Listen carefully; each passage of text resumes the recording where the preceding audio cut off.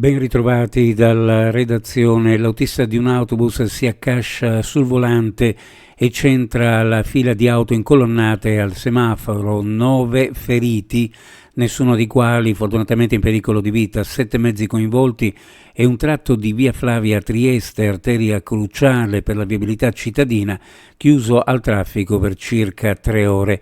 È il bilancio di un maxi incidente successo ieri pomeriggio tra Piazzale Cagni e via Benussi.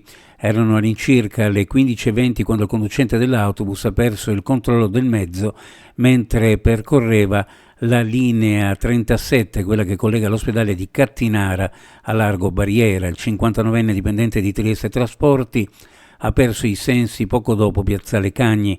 In quel momento c'erano parecchie auto in coda al semaforo in attesa che scattasse il verde. L'autobus non ha frenato colpendole in pieno e innescando un tamponamento a catena, un effetto domino, anzi autoscontro. Alcuni mezzi infatti si sono posizionati di traverso. Una Fiat Panda di colore azzurro è stata spinta sopra il marciapiede. 7 in totale i mezzi coinvolti, 6 auto e l'autobus.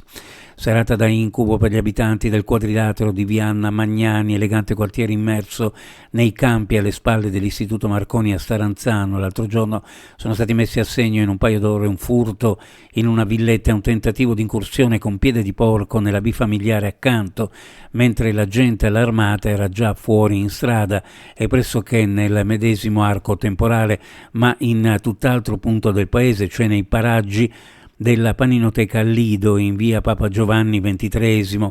Un'anziana di 85 anni dedita nella sua cucina a faccende domestiche si trovava improvvisamente davanti uno sconosciuto a volto scoperto, un uomo alto con gli occhiali di sicuro non animato di buone intenzioni, che già era penetrato senza cavarne profitto nella vicina casa disabitata.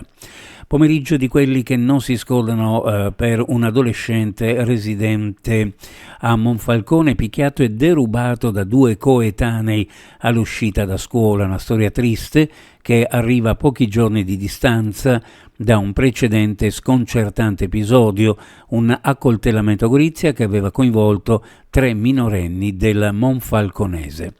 Un improvviso colpo di vento, una manovra ventata alla vela fuori controllo e uno schianto contro un albero dove, impigliato tra i rami, è rimasto sospeso a una ventina di metri dal suolo.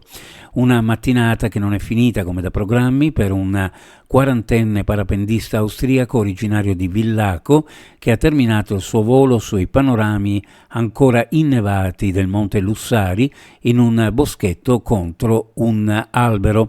La richiesta di soccorso alla sala operativa regionale emergenza sanitaria Sores del Friuli Venezia Giulia, con la stazione di cave del Predil del soccorso alpino giunta sul posto assieme alla Guardia di Finanza e alla polizia del soccorso piste per soccorrere il parapendista incidentalmente impigliatosi con la vela su un larice. L'uomo ha riportato solo lievi ferite. Uno sguardo alle previsioni meteorologiche per la giornata: cielo sereno con aria secca, temperature notturne invernali, in pianura probabili gelate, di notte e al primo mattino sulla costa Borino. Temperature minime in pianura fra -2 e 1 grado, le massime fra 11 e 14, sulla costa minime fra 0 e 3, le massime fra 8 e 11 gradi centigradi. Previsioni a cura di ARPA e FVG Meteo. Ed è tutto per il momento con informazione, grazie per averci seguito, a più tardi.